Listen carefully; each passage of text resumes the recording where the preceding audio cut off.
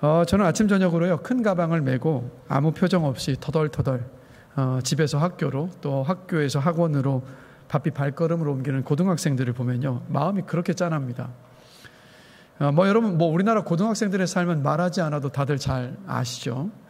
원하는 대학을 갔든 원하는 대학을 가지 못했든 사실 여러분, 우리 고등학생들은요, 그 생활을 견뎌낸 것만으로도 여러분 너무 대단하지 않습니까? 그것만으로도 정말 대단해요. 여러분, 학생들 뿐이겠습니까? 직장인, 주부, 청년, 장년, 노인, 할 것 없이 우리 모두는 저마다의 인생의 짐을 다 지고 살아가고 있습니다. 그 짐의 무게가 가벼운 사람은 단 한 사람도 없어요. 근데 이제 안 그래도 그 인생의 짐들, 각자가 지고 있는 인생의 짐이 너무도 무거운데, 근데 우리나라는요, 노력하면 성공할 수 있다는 신화를 믿으면서 그 개인의 책임을 과도하게 강조해 왔고, 지금도 그런 것 같습니다. 그러다 보니까 청년의 어려움을 노력 부족으로, 또 노인의 빈곤을 준비 부족으로, 아니면 참사 희생자의 어떤 고통을 부주의로 치부하는 비난의 어떤 문화가 우리나라에 정말 만연합니다. 근데 이게 신앙생활도 예외가 아닌 것 같더라고요. 신앙생활을 하면서 저마다의 어려움들을 겪을 수 있는데, 그 어려움을 호소하면 이렇게 쉽게들 이야기합니다. 믿음이 약해서 그렇다고, 기도를 하지 않아서 그렇다고. 대한민국의 행복지수가 OECD 국가에서 최하위권인 이유가 바로 이런 데 있는 것 같아요.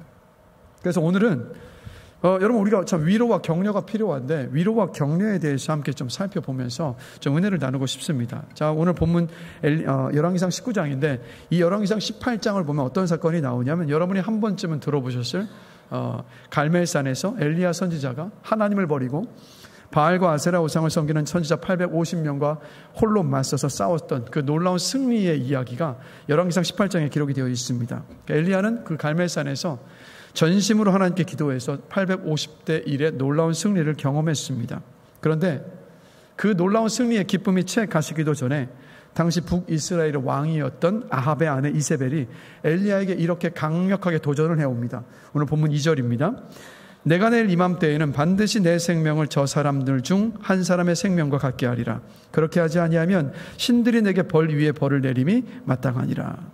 이세벨이 선지자 엘리야를 죽이겠다, 암살하겠다라고 공언을 한 겁니다. 자, 이세벨은 당대의 절대 권력자입니다. 이 협박이 얼마나 두려웠겠습니까? 더군다나 이 엘리야는 바알과 아세라 선지자 850명과 혈혈단신으로 맞서 싸웠기 때문에 여러분, 얼마나 또 심적으로 육신적으로 지쳐 있었겠습니까? 그러니까 바알과 아세라 선지자 850명을 상대로 놀라운 승리를 이루어냈었던 엘리야지만 이세벨의 협박 때문에 한순간에 와르르 무너져 내려버렸습니다. 엘리야에게 요즘 말로 하면 급성 우울증이 찾아온 거예요. 그래서 아무리 대단한 영웅 같아도 이렇게 연약한 것이 여러분 인간입니다. 와르르 무너진 엘리야는 영광과 승리의 장소인 그 갈멜산을 급히 떠나서 이세벨을 피해서 그 남쪽의 광야로 도망을 칩니다. 광야로 도망치다가 엘리야가 되게 이렇게 아름드리 나무도 아니에요. 이렇게 그냥 무성한 덤불과도 같은 로뎀나무 아래 털썩 주저앉습니다. 그리고 하나님께 이렇게 말해요. 오늘 본문 4절입니다. 여호와여, 넉넉하오니 지금 내 생명을 거두시옵소서. 나는 내 조상들보다 낫지 못하니이다. 이런 말입니다. 하나님, 저 지금 죽고 싶습니다. 이렇게 사느니 차라리 저를 데려가 주십시오라고 하나님께 지금 호소하고 있는 거예요. 그러니까 엘리야는 절망과 우울함으로 하나님께 이렇게 호소하면서 로뎀나무 아래에 누워 있었습니다. 자, 여러분, 이 상황을 보시면서 어떤 생각이 좀 드십니까? 혹시 이런 생각하고 계시지 않으세요? 하나님께서 엘리야야, 너 갈멜산에서 바알과 아세라 선지자 850명을 대상으로 승리했다. 그런데 너 이 광야에서 도대체 뭐하고 있는 거니? 하늘에서 불을 내려서 물로 젖은 제단과 재물을 태워서 나를 경험한 것이 도대체 언제였니? 너 보니까 정말 한심하다. 갈멜산에서 그 승리 네 힘으로 했던 거니? 권력자 이세벨의 협박에 이렇게 반응하고 있는 너를 내가 보고 있자니 네가 나는 도무지 이해가 되질 않는다. 하나님이 죽었니? 하면서 꾸짖으셔야 할 상황으로 혹시 보이지 않으세요? 아마 이렇게 생각하시는 분 계실 거예요. 자, 근데 오늘 본문을 보시면 하나님은요, 엘리야의 이 말을 다 들으시면서도 한마디도 책망을 하질 않으세요. 꾸짖지도 않으십니다. 도리 어떻게 하시냐면 천사를 보내셔서 이렇게 하셨어요. 오늘 보면 5절에서 7절입니다. 로뎀나무 아래에 누워 자더니 천사가 그를 어루만지며 그에게 이르되 일어나서 먹으라 하는지라. 본즉 머리맡에 숯불에 구운 떡과 한 병 물이 있더라. 이에 먹고 마시고 다시 누웠더니 여호와의 천사가 또다시 와서 어루만지며 이르되 일어나 먹으라. 내가 갈 길을 다 가지 못할까 하노라 하는지라. 깊은 낙심의 때에 하나님은 천사를 보내셔서 아무 말씀하지 않으시고 부드러운 손으로 엘리야를 어루만져 주시면서 그를 위로하셨던 거예요. 로뎀나무 아래에 누워있는 엘리야의 머리맡에 숯불에 구운 떡과 한 병의 물을 주고 먹고 마시게 하셨습니다. 엘리야가 평안하게 그 나무 밑에서 잠자게 하셨어요. 그리고 먹은 후에도 다시 자도록 내버려 주셨습니다. 엘리야가 다시 누우니까 또 천사가 와서 어루만지면서 다시 위로하고 먹을 것을 먹여줍니다. 하나님은 어떻게 하신 거예요? 엘리야를 품어주셨고 그리고 위로해 주셨던 거예요. 갈멜산에서 하나님은 능력의 하나님으로 임하셨습니다. 자, 근데 가만히 보면 우리는 신앙생활하면서 우리가 온통 부르짖는 것이 좋은 대학 가게 해주세요. 좋은 직장 가게 해주세요. 승진하고 경제적인 어려움이 없게 해주세요와 같은 갈멜산에 임했었던 하나님의 능력이 임하기만을 우리가 구하는 것 같아요. 우리의 기도 제목을 보면. 그리고 그러다 보니까 서로를 향해서도 성공해야지, 불받아야지 합니다. 과거에 내가 이래봬도 850대 1로 이긴 사람이야다라고 하면서 나의 어떤 신앙의 어떤 간증을 목에 힘을 주면서 또 이야기를 할 때도 많아요. 그래서 초라해진 엘리야를 꾸짖지 않으시고 품어주시고 위로하시는 하나님이 어색하게 느껴지는 거예요. 자, 여러분 왜 이렇게 어색하게 느껴지는 걸까? 오기원 교수님의 프란츠 카프카라는 시가 있습니다. 혹시 준비가 됐나요? 자, 이런 시입니다. 샤를로 보들레르 800원, 카을 샌드버그 800원, 프란츠 카프카 800원, 이브 본느프와 1000원, 예리카 종 1000원, 가스통 바슐라르 1200원, 이하브 하산 1200원, 제레미 리프킨 1200원, 위르겐 하버마스 1200원. 시를 공부하겠다는 미친 제자와 앉아 커피를 마신다. 제일 값싼 프란츠 카프카. 자, 여러분 이게 커피숍 메뉴판이에요. 저 위에 보면 이 메뉴판에 지금 커피 이름, 여러분이 아시는 커피 이름 뭐 있죠? 아이스 아메리카노, 뭐죠? 무슨 라떼, 캐러멜 마끼아또 이런 걸 있잖아. 근데 그런 것 대신에 지금 뭐가 쓰여져 있는 거냐면 문학가와 철학가들의 이름입니다. 그리고 그 문학가와 철학가 이름 옆에 가격을 매겨 놓은 거예요. 그러니까 가격을 매길 수 없는 것에 지금 값을 매겨 놓은 겁니다. 시인이 뭘 말하고 싶었던 걸까요? 이겁니다. 여러분, 우린 자본주의 사회에 살고 있는데 이 자본주의 사회는 모든 것이 돈으로 환산될 수 있다라는 상품화 공식을 만들어냈잖아요. 그래서 값을 매길 수 없는 것들을 돈으로, 수치로 정량화시켜서 평가하는 게 우리가 사는 사회입니다. 이게 자본주의 사회예요. 시인이 바로 이걸 꼬집고 있는 거예요.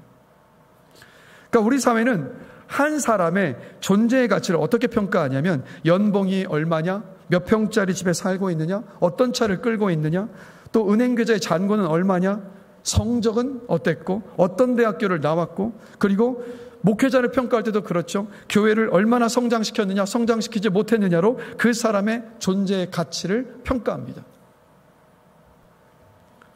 자, 이렇게 너무 익숙한 세상 속에서 살다 보니까 우리는 우리 자기 자신, 내 스스로를 대할 때도 그냥 어떤 존재의 가치를 나 존재로 대하지 않고 기능과 쓸모로서 나 자신을 평가하고 판단할 때가 너무 많아요. 스펙이 좋아야, 외모가 잘 나왔죠. 외모가 좋아야, 좋은 대학교를 나왔어야, 연봉이 높아야, 능력이 있어야, 그래야지만이 우리 스스로를 가치 있는 존재로 여깁니다. 어떠세요, 여러분? 나 스스로를 이렇게 존재가 아닌 기능과 쓸모로 대하기 때문에 배우자를 대할 때도, 자녀를 대할 때도, 직장 동료나 이웃을 대할 때도, 심지어는 교회 안에서 서로를 대할 때도 우리는 그렇게 대하고 살아요. 자, 교회 안에서 이런 일들이 없어야 되는데 참 많아요. 다른 사람들을 비난하고 판단하고 막 은근히 허는 말들이 참 많습니다. 그러지 말아야 하는데, 자, 여러분 왜 이럴까요? 그 이유는 바로 이거예요. 서로를요, 기능과 쓸모로 대하거든요.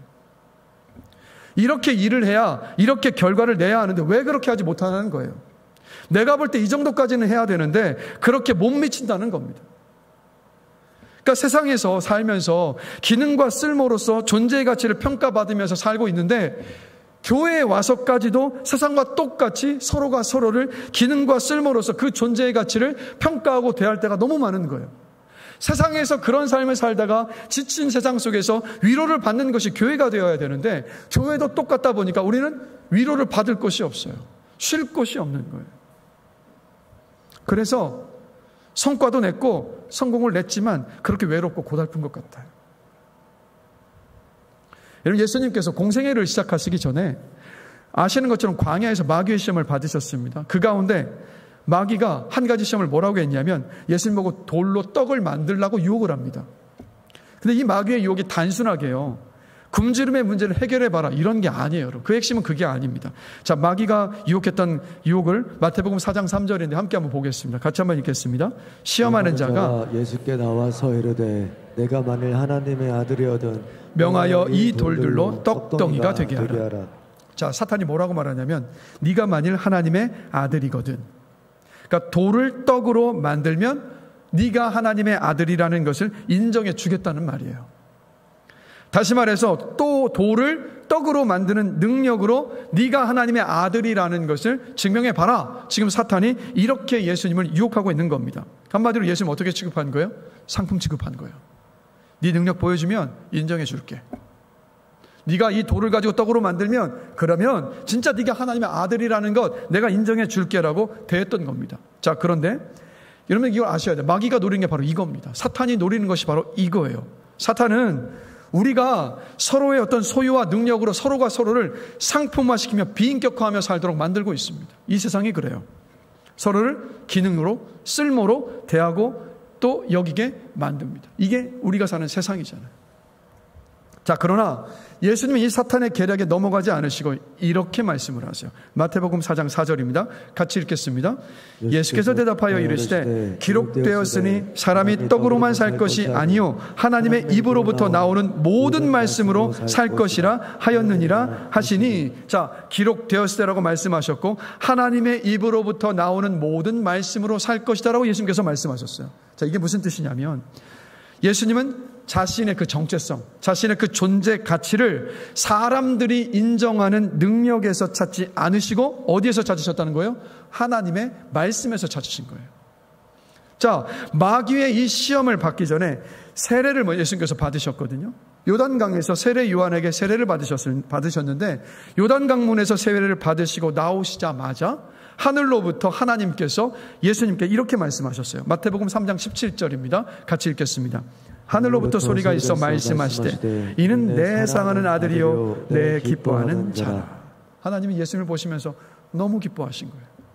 그러면서 이는 내 기뻐하는 자요 내 사랑하는 자다라고 말씀해 주신 겁니다. 자, 이때 예수님은요 병을 고치시지 않으셨어요. 귀신 들린 자에게서 귀신을 내어 쫓으신 것도 아니에요.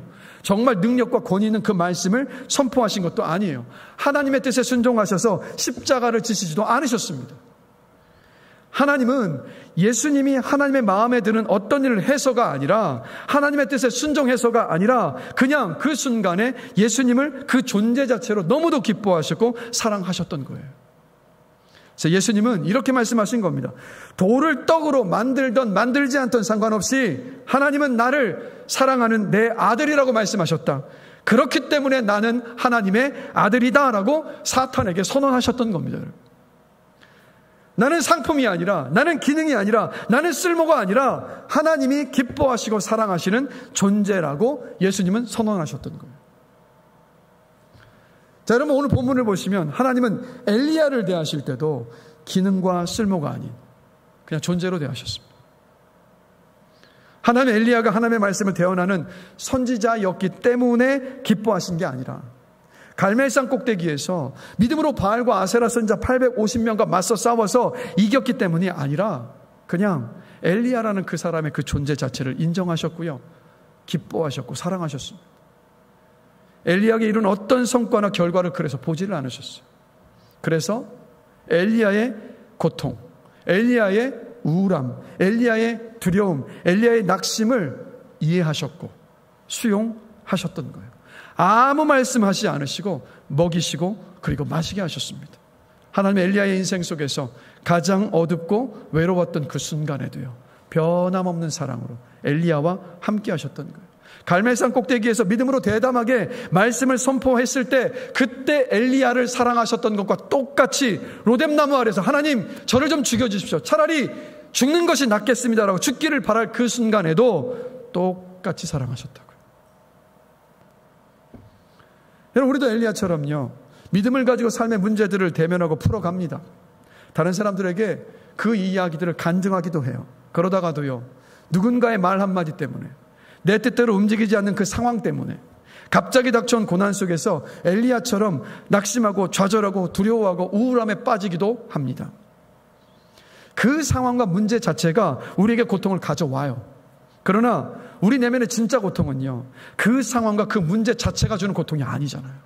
진짜 내면의 고통은 뭐냐면 바로 이거 아닙니까? 내가 해결할 수 없고 감당하기 힘든 그 상황과 문제 속에서 나 스스로를 무력한 존재로, 쓸모없는 존재로, 가치 없는 존재로 여기는 데서 오는 고통이 정말 큽니다.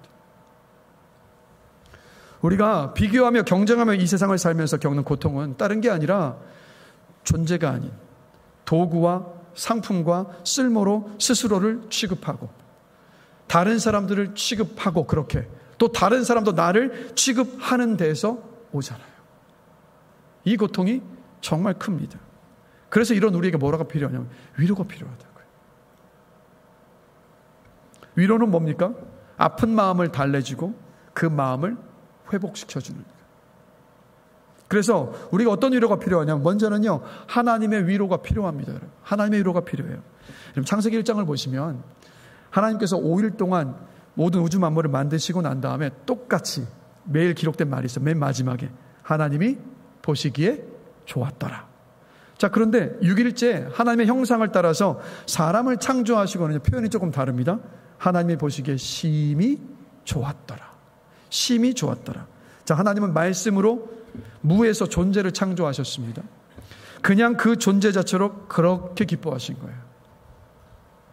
그러니까 하나님께서 존재 자체로 인정받고 사랑을 받은 아담이요, 네가 홀로 있는 것이 옳지 못하다 하시면서 누구 짝을 지어주셨죠? 하와를 아담 곁에 창조하시고 보내주셨을 때 그때 아담이 하와를 처음 보자마자 했던 말이 이 말이었습니다. 창세기 2장 23절 같이 한번 읽어보겠습니다. 이는 내 뼈 중에 뼈요 살 중에 살이라. 이 말이 어떤 말이겠어요? 다른 어떤 게 아니라 그냥 하와의 존재를 딱 보고 마음속 깊숙한 곳에서 터져 나왔었던 감격이고 기쁨의 탄성이었던 거예요. 그냥 그 존재 자체. 그러니까 여러분, 사람은요, 하나님과의 관계 속에서 하나님이 나를 존재 자체로 기뻐하시는 하나님의 그 사랑 안에서 나 자신을 사랑할 수 있는 존재로 만들어졌습니다. 여러분. 나의 장점과 약점 모두 수용하고 받아들이면서 자기 자신을요, 귀한 존재로 여기도록 그렇게 하나님께서 우리를 만드셨어요. 자, 그러나 안타깝게도 죄로 인해서 벌어진 일이 뭐냐면 하나님과 우리의 관계가 끊어져 버렸어요. 그러다 보니까 나를 존재 자체로 너무도 기뻐하시는 그 하나님의 사랑을 몰라요. 그래서 사람은 자기 자신을 상품화시키고 기능과 쓸모로 자기 존재의 가치를 매겨버리게 되었어요. 나를 그렇게 대하고 있기 때문에 다른 사람도 그렇게 대합니다. 그래서 부부간에, 부모와 자식 간에, 성도와 성도 간에, 회사에서 직장 동료들 간에, 우리의 친구들 관계 속에서 우리는 어떻게 대할 때가 많습니까? 서로를 기능과 쓸모로 대하고 그로 인해서 상처와 고통을 주고받아요. 이게 우리의 모습이잖아요. 자, 그런 하나님은요, 우리를 이 고통 속에 내버려 두지 않으셨습니다. 예수 그리스도를 이 땅에 보내셨고 예수를 믿는 우리의 죄를 용서하여 주셨습니다. 죄를 용서해 주신 것만으로도 너무도 감사한데 죄를 용서해 주신 것을 뛰어넘으셔서 하나님께서 우리에게 뭐라고 말씀하십니까? 요한복음 1장 12절입니다. 같이 한 목소리로 읽습니다. 영접하는 자 곧 그 이름을 믿는 자들에게는 하나님의 자녀가 되는 권세를 주셨으니. 여러분 기억하십시오. 예수 그리스도를 믿는 믿음 안에서 우리는 더 이상 죄인이 아닙니다. 우리 모두는 하나님의 자녀입니다. 자, 하나님은 예수님께, 하나님께 하나뿐인 아들인 예수님께 그러셨던 것처럼 여러분을 보시면서요, 이렇게 말씀하고 계시다고요. 너는 내 사랑하는 아들이요, 내 기뻐하는 자다. 너는 내 사랑하는 딸이요, 내 기뻐하는 자라고 지금 이 순간도 여러분에게 말씀하고 계세요. 하나님은 여러분을 존재 자체로 그냥 기뻐하시고 사랑하십니다. 그러니까 우리는 내가 무엇을 좀 잘하면 하나님 앞에 막 의연하게 서고, 그렇지 못하면 하나님 볼 면목이 없다고 숨고 의기소침해할 때가 정말 많잖아요, 여러분. 그런데 여러분, 우리 오해하고 있는 거예요. 하나님은 우리의 행위나 우리가 의라고 생각하는 어떤 사역이나 경건의 행동이 아니라 그것을 보시고 우리를 사랑하시는 게 아니에요, 여러분. 깨어지고 반복적으로 죄를 짓고 넘어지고 실수하는 그 모습들 하나님 다 알고 계십니다. 그런데 다 알고 계시면서도 우리를 사랑하신다고요. 우리를 기뻐하신다고요. 그러니까 하나님은 나의 깨어지고 부서진 모습 그 자체로 기뻐하시고 존귀하게 여기세요. 바로 이게 우리를 존재 자체로 기뻐하시는 하나님의 사랑입니다. 이 사랑을 인정하시고 받아들이게 되시기를 주님의 이름으로 축원합니다. 예수님은 십자가로 이미 증명해 보여주셨거든요. 자, 옆 사람 보시면서 하나님이 당신을 존재 자체로 기뻐하십니다. 네, 하나님이 여러분을 존재 자체로 기뻐하십니다. 다른 사람이 아닌 유독 가족에게 함부로 대하는 사람들이 많습니다. 뇌과학자들이 연구를 해보니까 왜 그런가 보니까 뇌에서 자기 자신을 인식하는 부분과 자기 가족이나 배우자나 자녀를 인식하는 부분이 같다라는 것을 과학자들이 밝혀낸 거예요. 무슨 말이냐면 배우자나 내 자녀를 대하는 태도와 마음이 결국에 뭐냐면 나를 대하는 것과 똑같다라는 겁니다. 뒤집어서 말하면 나를 대하는 태도와 마음으로 내 배우자와 자녀를 대한다는 거예요. 그래서 여러분들이 지금 여러분의 배우자와 자녀를 대하는 그 태도와 모습이 바로 여러분을 대하고 있는 태도와 모습인 겁니다. 그래서 여러분, 나를 사랑하지 않으면 내 배우자, 내 자녀 사랑할 수 없습니다. 나를 존재 자체로 기뻐하며 사랑하지 않으면 절대 우리 배우자나 가족들을 그렇게 존재로 기뻐하며 사랑할 수 없어요. 그러니까 하나님이 깨어지고 부서진 내 모습 그 자체로 기뻐하시고 사랑하시고 존귀하게 여기신다는 것을 받아들이지 못한다면 내 배우자를, 내 자녀를 그렇게 존재로 기뻐하며 사랑할 수 없습니다. 기능으로, 쓸모로 대할 수밖에 없어요. 여러분, 나의 깨어지고 부서진 모습 그 자체로 기뻐하시고 존귀하게 여기시는 그 하나님의 사랑을 다시 한번요, 인정하십시오. 받아들이십시오. 그 사랑을 누리게 되시기를 주님의 이름으로 축원합니다. 여러분 안에 성령께서 계시기 때문에 구하십시오. 하나님이 저를 존재 자체로 기뻐하시는 그 사랑을 제가 알기를 원한다고. 성령께서 반드시 여러분 안에서 일하십니다. 제가요, 이게 설교에 죽을 쓰고 또 설교를 하는데 은혜가 흘러가지 않는 것 같을 때가 느껴지거든요. 그리고 또 막 저에 대한, 제가 워낙 부족한 사람이니까 저에 대한 막 이런저런 어떤 비판이나 비난의 목소리가 들려올 때면 유연하게 다 넘기고 대처하고 싶은데 저도 사람인지라 그렇지 못할 때가 많습니다. 그럴 때면요, 막 저 자신을 막 무능한 존재로 주님께서 맡기신 양떼들에게 좋은 꼴을 먹이지 못하는 어떤 그 나쁜 목자로 스스로를 막 평가하고 대합니다. 예, 그러다 보니까 이 강단에 오를 때마다 제가 평온하게 보이실지 모르겠지만 강단에 오를 때마다 굉장히 긴장을 해요. 항상 긴장을 하는데 지난 금요성령 집회 때였습니다. 이틀 전이죠. 이제 올라오기 전에 이제 앉아서 잠잠히 예수님을 생각하면서 좀 기도하는데 이 마음에요, 이런 음성이 딱 들려오더라고요. 성진아, 네가 설교를 잘하든 잘하지 못하든, 목회를 네가 잘하든 잘하지 못하든, 네가 실수를 하고 죄를 짓든 그렇지 않든 나는 너를 존재 자체로 너무 기뻐하고 사랑한다라는 그 음성이 갑자기 딱 들려오는 거예요, 제 내면 안에. 그 순간에요, 이게 어떻게 표현해야 될까요? 너무 기뻐요. 너무 기쁜데 이게 뭔가 호들갑을 떨면서 이런 기쁨이 아니라 정말 기쁜데 이 안쪽에는 진짜 깊은 그 고요함과 평안함 속에서 오는 그게 딱 느껴지는, 얼마나 그 마음이, 그래서 뭐라고 표현하면 좋을까요? 이렇게 정말 편안한 그 침대에 푹 잠기는 침대나 소파 가운데 이렇게 딱 있을 때 그 느낌이 있죠. 그 느낌 속에서 올라와서 말씀을 전하는데 마음이 너무 평안한 거예요. 여러분, 다시 말씀드립니다. 하나님은 여러분의 깨어지고 부서진 그 모습 그대로 기뻐하시고 존귀하게 여기십니다. 여러분 존재 자체로 너무 기뻐하시고 사랑하세요. 지금 이 순간도. 여러분 그 사랑을, 그 하나님의 사랑 안에서 위로를 받으시고 누리게 되시기를 주님의 이름으로 축복합니다. 자, 이렇게 우리 하나님의 위로가 필요해요. 그리고 그 위로 속에서 우리는 어떻게 해야 되냐면 우리는 서로를 위로해야 합니다. 자, 고린도후서 1장 3절 4절 말씀 함께 한 목소리 한번 읽어보겠습니다. 찬송하리로다. 그는 우리 주 예수 그리스도의 하나님이시요 자비의 아버지시요 모든 위로의 하나님이시며 우리의 모든 환난 중에서 우리를 위로하사 우리로 하여금 하나님의 위로로서 모든 환난 중에 있는 자들을 능히 위로하게 하시는 이시로다. 아멘. 자, 지나갔던 인생을 돌아보시면 하나님은 우리의 모든 때마다, 위로가 필요했던 때마다 우리를 위로하셨습니다. 그렇죠? 예배를 통해서, 말씀을 통해서, 기도하는 시간을 통해서, 믿음의 식구들의 권면을 통하여서, 아니면 오늘 나눴던 것처럼 나를 존재 자체로 기뻐하시는 그 사랑을 부어주시는 시간들을 통해서 우리 모두를 위로하셨단 말이에요. 그 위로가 있었기 때문에 지금까지 올 수 있었는데, 왜 우리를 그렇게 위로하셨냐면 이 조금 전에 읽었던 말씀을 보면 바로 환난 중에 있는 다른 사람들을 위로하도록 하시기 위해서 우리를 위로하셨던 겁니다. 그래서 하나님은 우리에게 바라신 게 뭐냐면 우리가 서로를 위로하기를 원하셔요.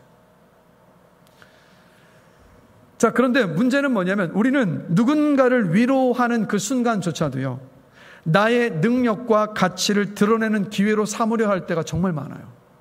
이런 거죠. 내가 그런 비슷한 일을 경험해 봤는데 이렇게 하면 된다라고 마치 그 사람의 상황과 감정을 다 이해한다는 듯이 위로의 말을 섣불리 던지려 할 때가 정말 많아요. 내 위로로 그 사람을 일으켜 세우고 싶어 합니다. 이게 뭔지 아세요? 메시아 신드롬이에요. 여러분, 근데 우리 이것을 인정해야 됩니다. 자, 우리는 예수님이 아닙니다. 우리는 누군가의 슬픔과 고통을 온전히 이해할 수 없습니다, 여러분. 그들의 어려운 상황도 우리가 바꿀 수 없습니다. 그리고 우리의 말이 그 사람을 회복시킬 수 없어요. 여러분 인정하십니까? 여러분 이거 인정하셔야 돼요. 우리 예수님이 아니기 때문에. 그래서 신학자 낸시 거스리가 이런 말을 했어요. 슬픔을 당한 사람들이 당신이 알기를 바라는 것이라는 그 책 속에서 뭐라고 말하냐면 이렇게 말했어요. 슬픔을 당한 사람들은 당신이 고통을 없애줄 거라고 기대하지 않는다. 그들은 단지 당신이 기꺼이 그들과 함께 아파해 주기를 바란다. 돌아보면 정말 그렇지 않습니까? 그러니까 슬픔과 고통 속에 있는 사람은요, 사실 이대로 주저앉아 있으면 안 된다는 것을 다 압니다.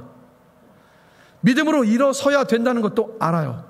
그리고 실제로도요, 그렇게 애를 쓰면서 몸부림치면서 그 주저앉아 있던 자리에서 일어나 보려고 그렇게 몸부림치고 애를 쓰고 있습니다. 자, 그런데 그런 사람에게 찾아가서 위로한답시고 믿음으로 일어서야지라고 말을 했을 때 이 말은 무슨 뜻이냐면 이런 말이잖아요. 너 믿음이 부족해서 지금 이런 거야라는 말과도 똑같을 수 있어요. 그러니 여러분, 그 사람이 겪는 슬픔과 고통을 서둘러서 정의하려 하지 말고 단순한 해결책을 막 제시하려 하지 않고 우리가 해야 될 것은 뭐냐면 그 사람의 말에 조심스럽게 귀를 기울이는 거예요. 설사 내가 다 이해하고 있다라고 생각할지라도요, 내 경험을 나누어 달라고 요청받기 전까지는요, 우리의 입을 닫아야 합니다. 그 사람의 고난과 고통과 슬픔을 내 이야기로 만들어서는 안 돼요. 슬픔과 고통 속에 있는 사람들에게 필요한 것은 뭐냐면 오늘 본문 속에서 하나님께서 엘리야에게 그러셨던 것처럼 뭐냐면 바로 그 슬픔과 고통 속에 있는 사람을 그냥 존재 자체로 대하는 겁니다. 로마서 12장 15절 말씀 함께 한 목소리 한번 읽어보겠습니다. 즐거워하는 자들과 함께 즐거워하고 우는 자들과 함께 울라. 자, 보세요. 하나님은요, 고통과 우울함과 두려움과 낙심 가운데 있는 엘리야 곁에 어떻게 하셨어요? 그냥 함께하고 계셨어요. 먹을 것 주시고 마실 것 마시게 하시면서 피곤해서 졸리면 자는 그 엘리야를 그냥 두시고 그 곁에 함께하고 계셨습니다. 슬픔과 고통 속에 있는 사람에게 필요한 것은 뭐냐면 오늘 본문에 하나님께서 엘리야에게 하셨던 것처럼 바로 그 사람과 함께하면서 그 곁에 울면서 함께 있어주는 것. 그리고 그 사람의 말에 진심으로 경청하면서 힘드셨겠네요. 정말 아프셨겠네요. 라고 반응하는 것. 여러분, 이게 바로 존재로 대하는 겁니다. 그 사람을. 진정한 위로는 뭐냐면 내가 여기 당신과 함께 있어라는 바로 그 존재감으로부터 여러분 시작합니다. 이금희 아나운서 아시죠? 아침 방송을 20년 동안 해서 이금희 아나운서가 아나운서 후배와 30분간 대화를 했습니다. 근데 이 대화가 딱 대화를 마치고 나니까 눈물을 훔치면서 이 후배가 이금희 아나운서에게 선배님 정말 큰 도움이 됐습니다. 감사합니다 하는 거예요. 나중에 이 후배가 이금희 아나운서에게 선배님 제가 미리 말씀을 못 드려서 정말 죄송한데 선배님과 나눈 대화를 제가 녹화를 했습니다. 다시 듣고 싶어서요 라고. 그래서 이금희 아나운서가 너무 당황해서 후배에게 물었습니다. 내가 뭐라고 해서 혹시 실수했을까 봐.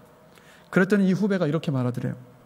30분 가운데 27분 30초를 저 혼자 얘기했더라고요. 선배님은 이런 말씀만 하셨어요. 그랬구나. 힘들었겠네. 장하다. 기특하네. 그러니까 누군가 자기의 이야기를 진심으로 몰입해서 들어주는 경험만으로도요, 힐링이 되고 마음의 위안을 얻습니다. 그렇죠? 왜 그럴까요? 이유는 이겁니다. 사람은 누구나가 다 자기 이야기를 하고 싶어 합니다.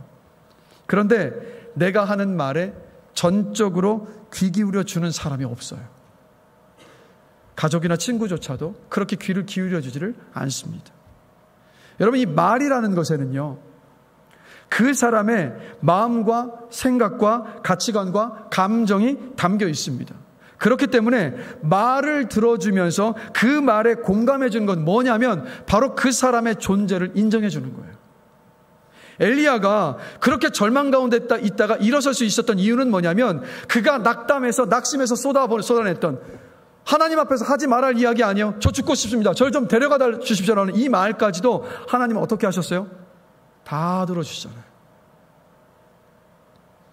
바로 엘리야를 하나님께서 존재 자체로 대해주셨기 때문에 그 속에서 그 말을 다 들어주셨기 때문에 엘리야가 위로를 받고 일어설 수 있었던 거였어요.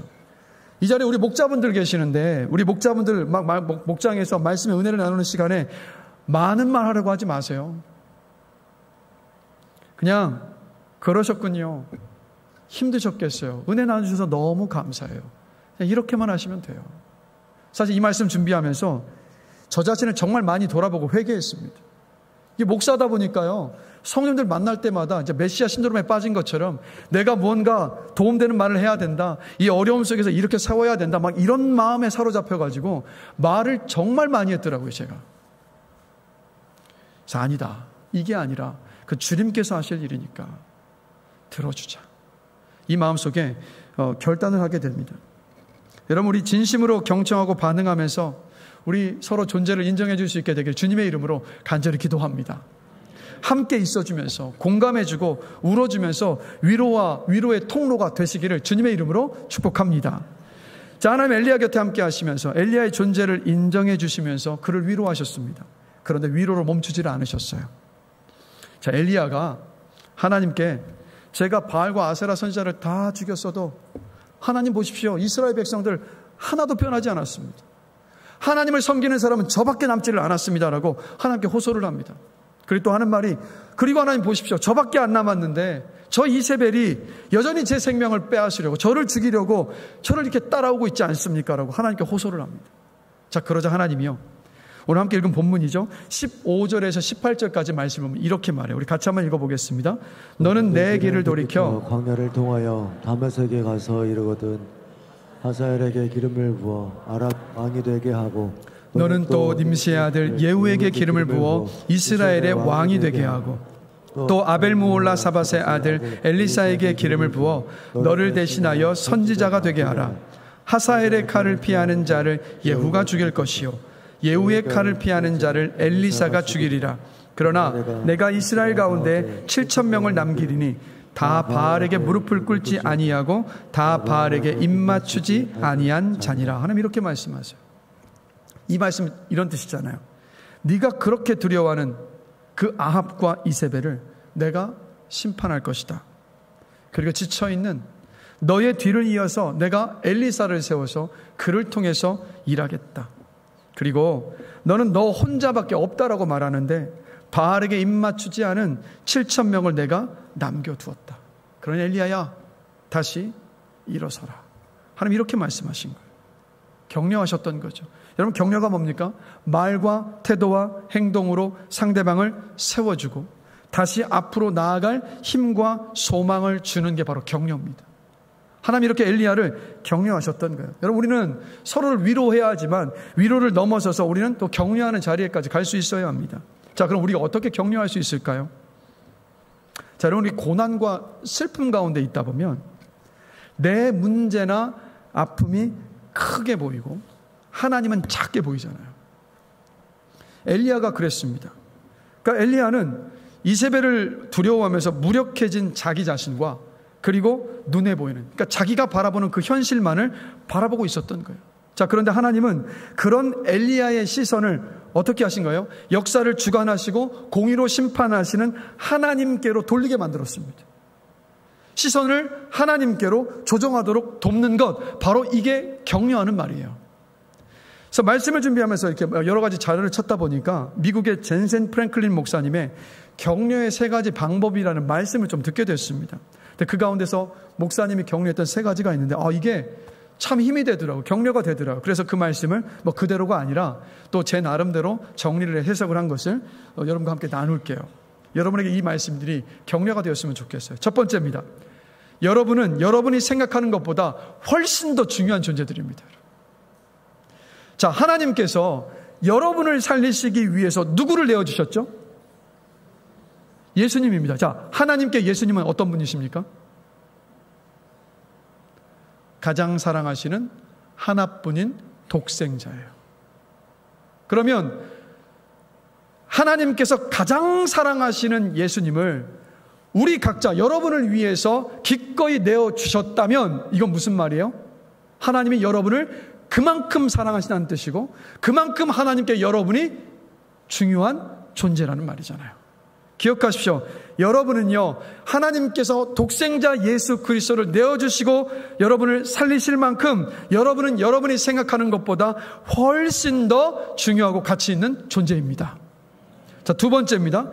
여러분은요, 여러분이 생각하는 것보다 훨씬 더 잘하고 있습니다.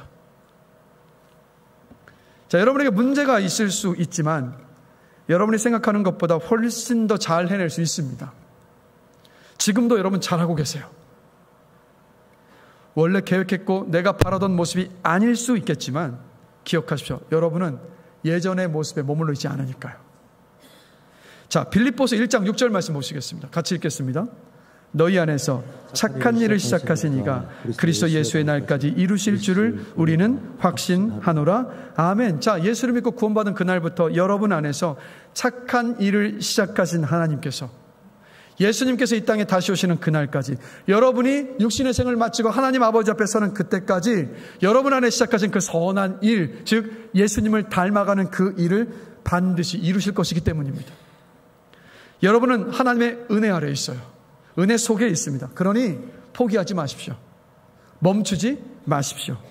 자기 비하를 멈추십시오. 하나님께서 은혜로 반드시 이루어 가십니다. 다시 한번 말씀드릴게요. 여러분은 여러분이 생각하는 것보다 지금 훨씬 더 잘하고 계십니다. 세 번째입니다. 여러분의 생각처럼 여러분이 겪는 문제와 고난은 여러분만의 문제가 아니에요. 자, 미국의 한 남자가 차가 고장나서 길가에 차를 세우고요, 후드를 열었습니다. 그리고 막 고치기 시작했어요. 근데 한참 고쳐보려고 씨름을 했는데도 고칠 수가 없었습니다. 그런데 한 리무진이 지나가다가 도로 곁에 딱 세우는 겁니다. 그리고 그 차에서 한 남자가 내려서 다가와요. 딱 봐도 백만장자로 보입니다. 도움이 필요하신가요? 네, 그렇습니다. 제가 말하면 그 운전대에 앉아서 변속기를 한번 조작해 보세요. 그리고 제가 말하면 시동을 한번 걸어보세요. 그리고는 그 정장을 입은 그 남자가 자동차 후드 아래에서 막 작업을 합니다. 그리고 시동을 걸어보라고 했어요. 그리고 바로 차 시동이 걸렸습니다. 그래서 이 차 운전자가 감사합니다. 어떻게 하신 건가요? 제가 얼마를 드리면 될까요? 돈은 안 주셔도 됩니다. 리무진도 타시고 잘 사시는 분인 것 같은데 왜 저를 도우시려고 차를 세우신 겁니까? 그러자 이 사람이 이렇게 말합니다. 저는 헨리 포드입니다.